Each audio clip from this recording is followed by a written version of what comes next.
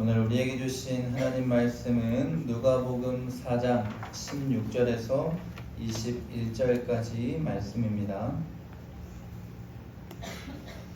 누가복음 4장 16절에서 21절까지입니다. 예수께서 그 자라나신 곳 나사렛에 이르사 안식일에 늘 하시던 대로 회당에 들어가사 성경을 읽으려고 서심해 선지자 이사야의 글을 들이거늘 책을 펴서 이렇게 기록된 데를 찾으시니 곧 주의 성령이 내게 임하셨으니 이는 가난한 자에게 복음을 전하게 하시려고 내게 기름을 부으시고 나를 보내사 포로된 자에게 자유를 눈먼 자에게 다시 보게 함을 전파하며 눌린 자를 자유롭게 하고 주의 은혜의 해를 전파하게 하려 하심이라 하였더라. 책을 덮어 그 맡은 자에게 주시고 앉으시니 회당에 있는 자들이 다 주목하여 보더라. 이에 예수께서 그들에게 말씀하시되 이 글이 오늘 너희 귀에 응하였느니라 하시니. 아멘. 할렐루야. 아멘. 사랑하는 성도 여러분, 오늘은 대림절 둘째 주일이며 성서주일이고 인권주일입니다. 특별히 오늘은 교단에서 정한 나라와 민족을 위한 특별 예배로 우리가 함께 드립니다. 오늘도 주님 전에 나와서 함께 예배드리는 여러분 모두에게 주님의 크신 은혜와 사랑과 위로와 축복이 함께 하시기를 주의 이름으로 간절히 축원합니다. 오늘은 주님이 이 땅에 오신 이유라는 제목의 말씀으로 함께 은혜를 나누기 원합니다. 먼저 지난 한 주 여러분 얼마나 놀라고 또한 답답한 마음으로 보내셨습니까? 짧은 인생을 살아오면서 이렇게 나라를 위해서 내가 기도했던 적이 있을까를 돌아보며 기도하지 못했던 나의 부족함을 다시 하나님 앞에 회개하는 시간들이었습니다. 인간의 욕심과 탐욕, 어리석은 선택이 얼마나 많은 국민들을 불안과 공포로 몰아넣을 수 있는지 보게 되었습니다. 불의와 탐욕, 인간의 죄악과 어리석음으로 무너지는 이 나라를 보며 우리가 지금은 정말로 나라와 민족을 위해서 기도해야 하고 엎드려야 할 때임을 다시금 깨닫습니다. 대림절 우리 주님을 기다리며 왜 주님이 이 땅에 오셨는지, 그리고 주님을 기다리는 우리가 이러한 현실과 상황 속에서 어떻게 믿음으로 살아가야 할지를 말씀을 통해 깨닫는 은혜가 있기를 주의 이름으로 간절히 축원합니다. 오늘 말씀을 보니 예수님은 유대 광야에서 시험을 받으신 후 고향인 나사렛으로 돌아오셨습니다. 나사렛에 돌아오신 주님은 그동안 늘 해왔던 대로 안식일에 회당을 찾으시고 회당에 들어가 성경을 펴고 성경을 읽으셨습니다. 오늘 이러한 예수님의 행동은 내가 이제 이 땅에 메시아로 왔다, 메시아로서의 공식적인 활동의 선포를 선언하는 행위였습니다. 오늘 주님은 내가 왜 이 땅에 왔는지를 모든 사람들에게 알리는 말씀을 읽어주셨습니다. 오늘 주님이 읽으신 말씀은 이사야서의 한 부분입니다. 주의 성령이 내게 임하셨으니 이는 가난한 자에게 복음을 전하게 하시려고 내게 기름을 부으시고 나를 보내사 포로된 자에게 자유를 눈먼 자에게 다시 보게 함을 전파하며 눌린 자를 자유롭게 하고 주의 은혜의 해를 전파하게 하려 하심이라. 오늘 주님은 은혜의 해를, 하나님이 보내주시는 은혜의 해를 전파하기 위해서 이 땅에 오셨다고 말씀합니다. 그렇다면 주님이 말씀하시는, 예수님이 말씀하시는 그 은혜의 해라는 것이 과연 무엇인지를 우리가 말씀을 통해서 함께 알아보기를 원합니다. 첫째로 주님이 이 땅에 오신 가장 큰 이유 중에 하나는 소외된 자를 향한 예수님의 사랑입니다. 여러분, 은혜의 해라는 것은 다른 말로 한다고 하면 희년을 이야기합니다. 7년에 한 번씩 우리가 안식년이 옵니다. 그리고 안식년이 7번 지나고 나면 50년째 되는 해를 우리는 희년이라고 말합니다. 하나님이 말씀하신 희년에는 모든 것이 해방되고 모든 것이 풀어집니다. 하나님의 은혜의 해가 그들 가운데에 선포되는 것입니다. 내가 샀던 농토는 50년이 지나면 다시 원래의 주인에게로 돌려주어야 하고, 금전적인 채무관계에 있어서도 50년이 지나고 나면 일체의 탕감을 받게 됩니다. 또한 종들은 일제히 50년이 지나면 해방을 받게 되고 나의 고향으로 돌아가게 됩니다. 은혜의 해 모든 압제와 고통이 허물어지고 물질의 착취가 없어지고 모든 것이 원래의 상태로 돌아가는 것이 하나님이 정하신 희년 은혜의 때라는 것을 말합니다. 특별히 오늘 본문에는 주님의 은혜가 필요한 사람들을 구체적으로 언급하고 있어요. 가난한 사람, 마음이 상한 사람, 포로된 사람, 눈먼 사람, 눌린 사람. 주님이 이 땅에 계시는 동안에 사회적으로 소외된 사람들에게 관심 갖고 그들을 향해 나아가셨어요. 세상 사람들은 주님을 가리켜서 세리와 죄인의 친구라고 명했습니다. 그만큼 주님은 아무도 관심 갖고 기울이지 않는 사람들, 사람들로부터 버림받고 사회로부터 냉대받는 사람들, 그들을 향해 나아가서 그들에게 은혜를 베풀고 그들에게 소망을 주시고 그들에게 하나님의 나라를 선물하신 줄로 믿습니다. 사랑하는 여러분, 대림절 맞이하면서 우리가 진정으로 마음에 품어야 할 사실이 바로 이것이에요. 주님이 친히 가난한 사람들, 소외된 사람들, 멸시와 조롱받는 그 사람들의 손을 잡아주시고 그들의 친구가 되어주셨던 것처럼 이 대림의 계절에 주님 닮기 위해서 우리가 믿음으로 사는 줄 믿습니다. 주님과 같이 행하고 주의 사랑과 은혜를 세상 가운데 흘려보내기 위해 그들의 손을 잡을 수 있는 은혜가 오늘 말씀을 듣는 우리 모든 성도님들 가운데 있을 수 있기를 주의 이름으로 간절히 축원합니다. 주님은 세상에 홀로 살아가시지 않았습니다. 제자들과 함께 살아가셨고 세상 속으로 들어가셨어요.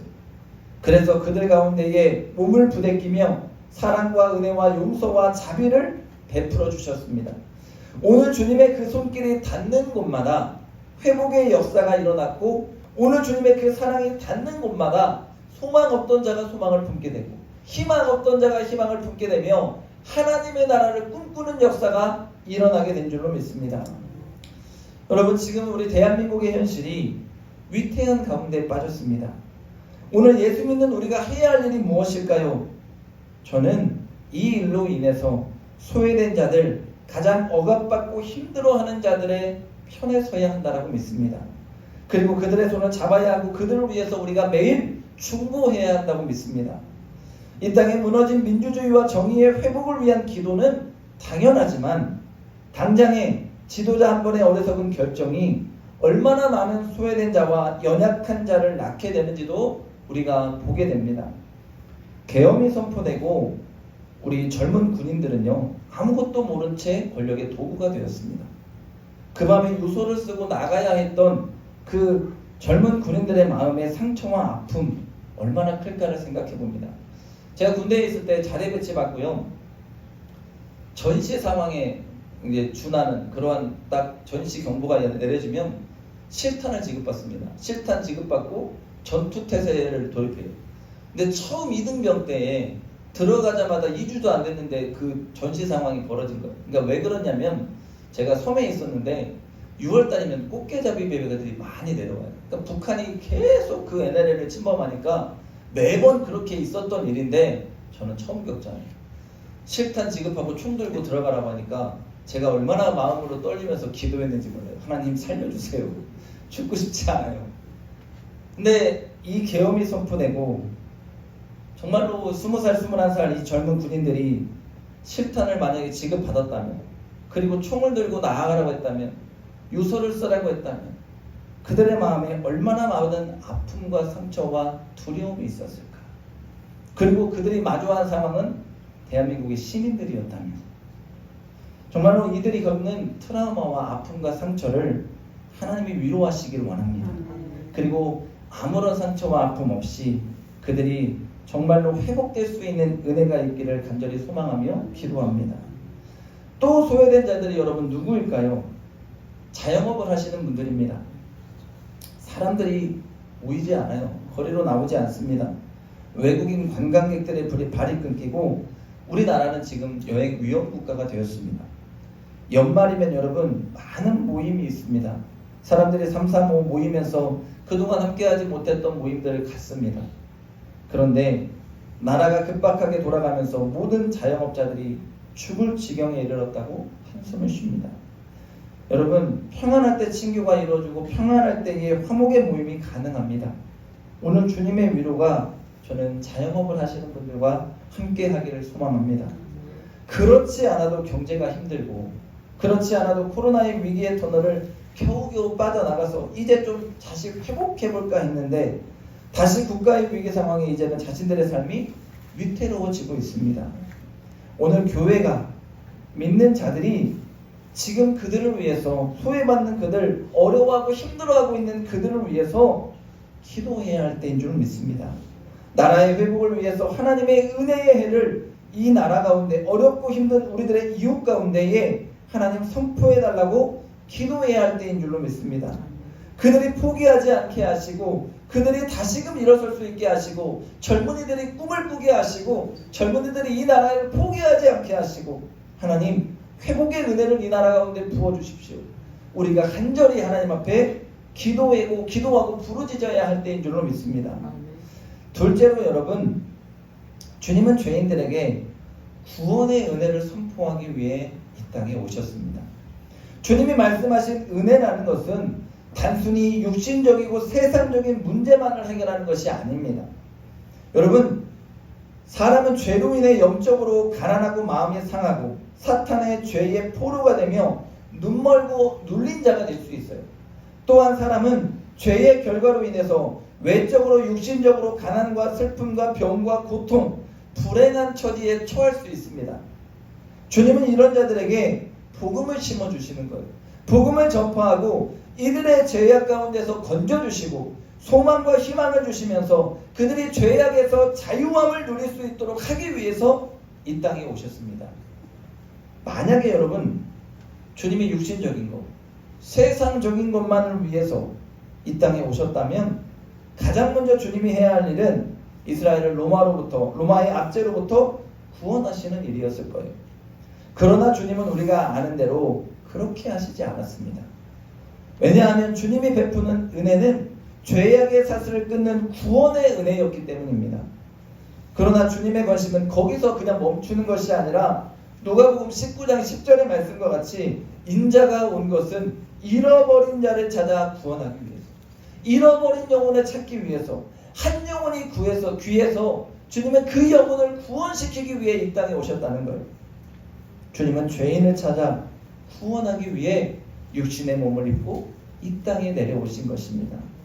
사랑하는 여러분, 우리 주님이 이 땅에 인간의 몸을 입고 내려오신 이유는 죄악 가운데 빠진 저와 여러분 같은 영혼을 구원하기 위해서입니다.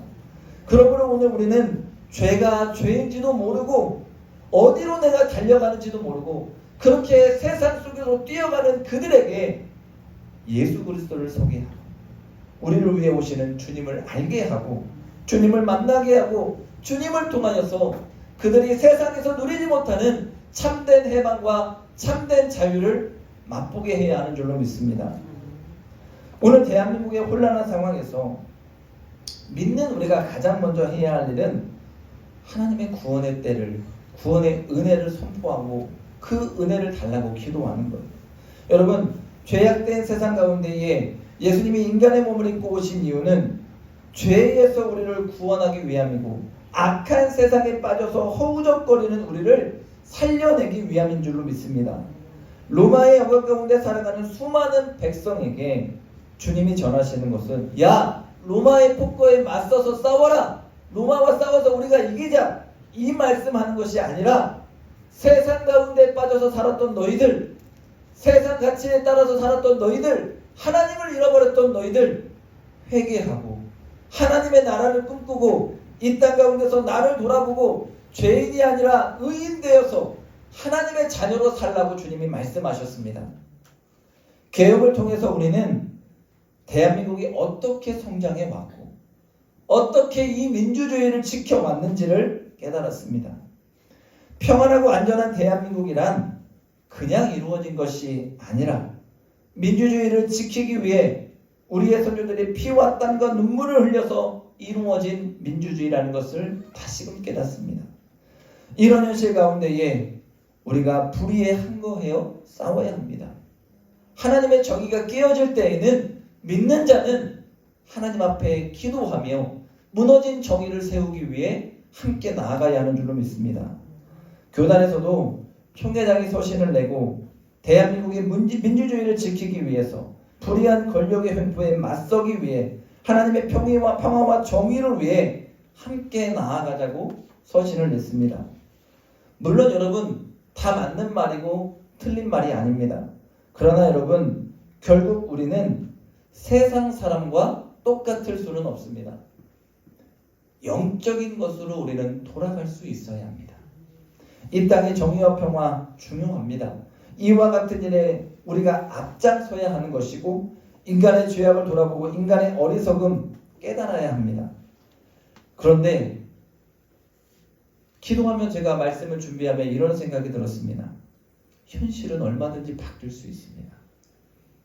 무슨 말이냐면, 또 어떤 일이 어떻게 일어날지 아무것도 장담할 수 없는 시대를 우리가 살고 있다는 것입니다. 어떤 지도자가 세워지면 또다시 이런 일이 일어나지 말라는 법도 없습니다. 그 이유는 인간은 교만하고 욕심이 있고 어리석기 때문입니다. 한 사람의 잘못으로 일어난 일이라 하지만 또다시 그런 사람이 일어나지 말라는 법이 없다는 것입니다. 그렇다면 이런 시대 가운데 우리 믿는 자가 택해야 할 것은 무엇일까요? 세상을 바꿔내고 정의를 세워가는 일에도 앞장서야겠지만 내 영혼을 살려야 합니다. 우리의 영혼이 살아나야 합니다.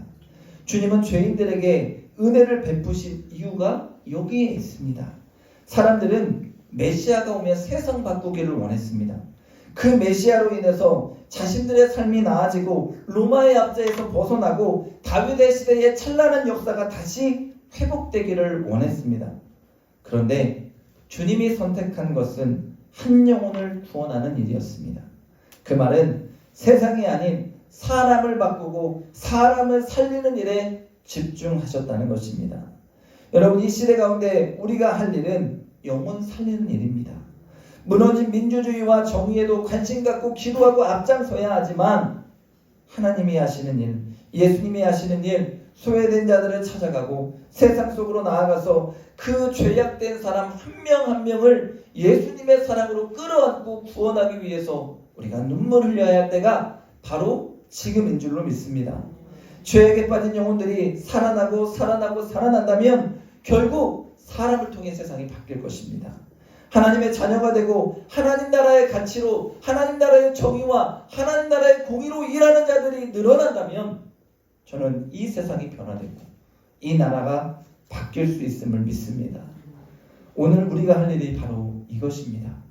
사람에게 실망하고 그 사람을 원망하고 불의에 항거하며 맞서서 싸우는 일에만 집중한다면 또다시 그런 자가 일어나고 또다시 평화가 깨어지고 또다시 우리는 상처와 아픈 마음을 가지게 될 것입니다. 지금 한국교회가 해야 할 일은, 지금 믿는 자가 깨어야 할 일은 예수님과 같이 세상으로 나아가서 예수님이 이 땅에 오신 이유, 당신을 구원하기 위해서, 당신과 같은 죄인을 살리기 위해서 우리 주님이 인간의 몸으로 입고 이 땅에 오셨습니다. 이 죄악의 세상 가운데서 우리를 구원하기 위해서 당신을 위해서 자신의 몸을 버리셨습니다. 우리가 예수 그리스도를 그들에게 전해야 할 줄로 믿습니다.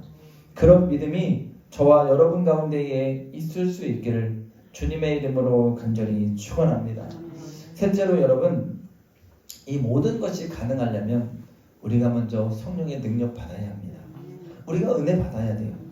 이 땅에 오신 주님은 병든 자를 고치시고 죽은 자를 살리시고 소외된 자들에게, 죄인들에게 구원의 복된 소식 전해주셨죠.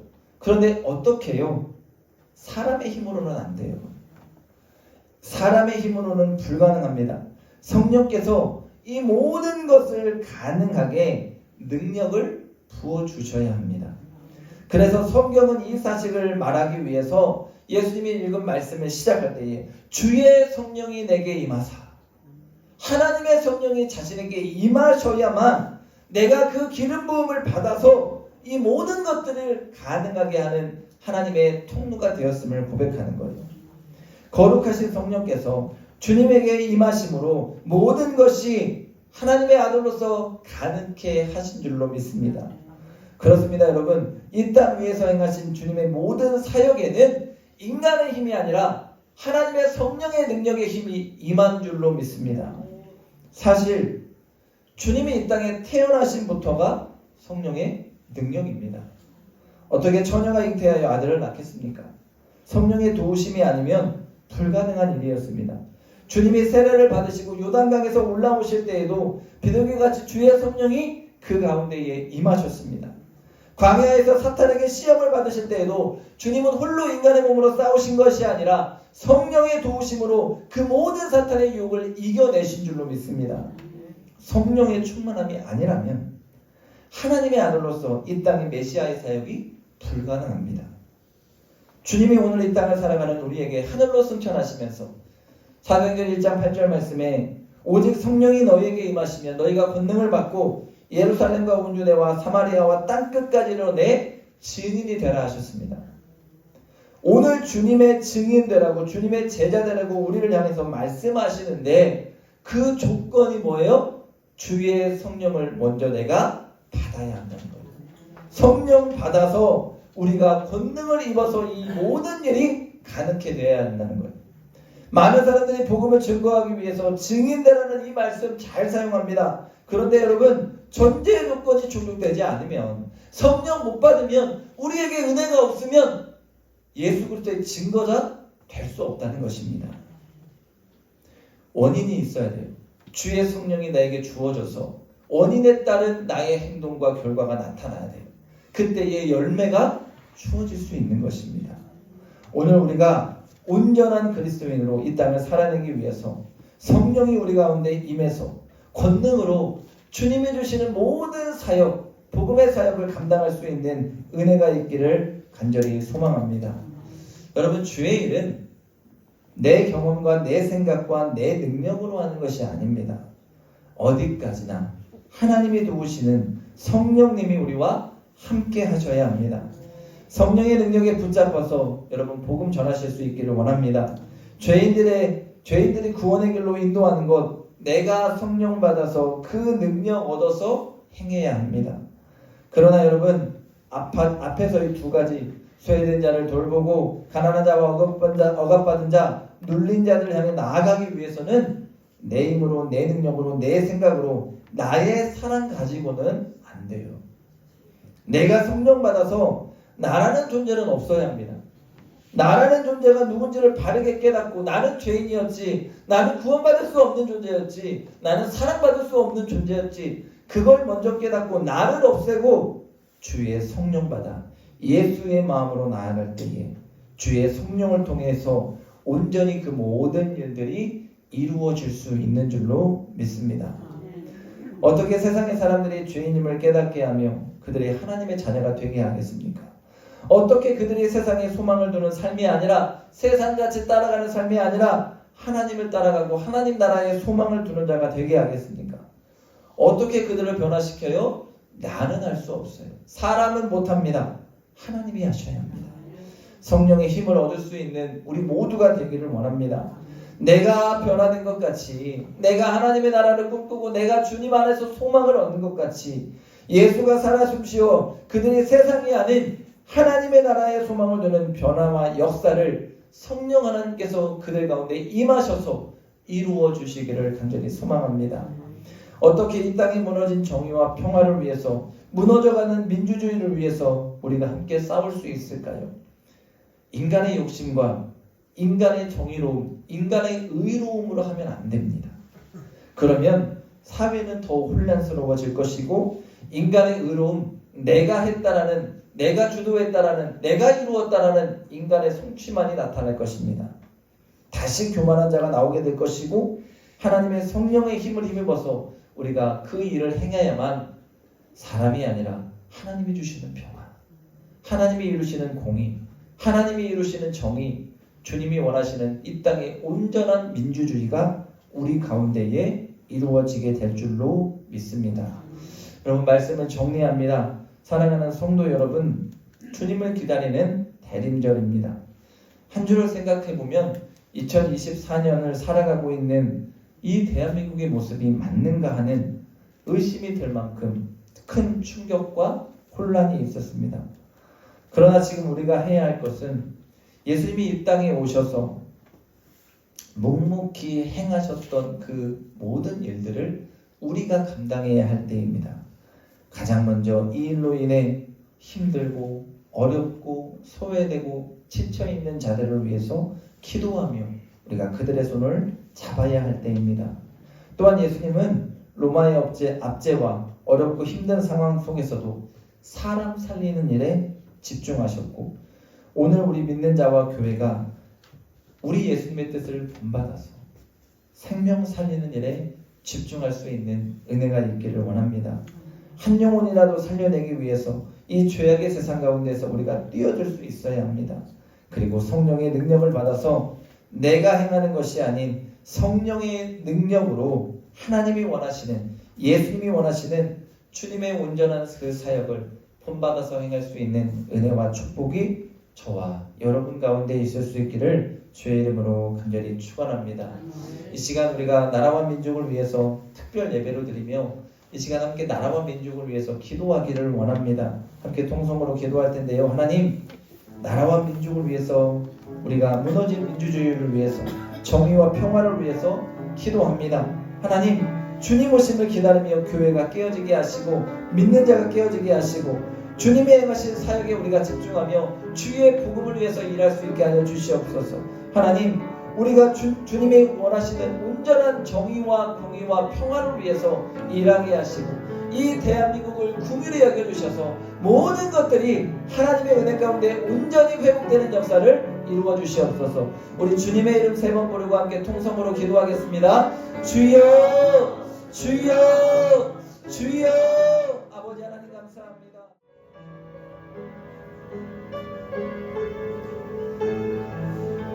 사랑의 아버지 하나님, 나라와 민족을 위해서 우리가 기도하게 하시니 감사합니다. 하나님, 혼란스럽고 힘들고 어려운 이 나라 가운데에 주님의 평화가 있기를 원합니다. 하나님이 주시는 위로가 있기를 원합니다. 주님, 주께서 함께하여 주셔서 무너진 민주주의와 정의와 평화가 온전히 바르게 세워질 수 있도록 도와주시옵시고, 제발 위정자들에게 지혜와 능력을 주셔서 이 나라를 바르게 수습해 나아갈 수 있도록 하나님 도와주시옵소서. 말씀을 들었습니다. 하나님 말씀 힘입어서 오늘도 소외되고 가난하고 억압받는 자들의 손을 잡고 그들을 위해 기도하게 하시고, 오늘도 한 영혼 살려내기 위해 쓰게 하시고, 내가 내 힘으로 그 모든 일들을 감당하지 않게 하시고, 주의 은혜의 힘, 해를 덧입어서 주의 성령의 능력 덧입어서 이 모든 일들을 행할 수 있게 하여 주옵소서. 감사드리며 예수님의 이름으로 기도합니다.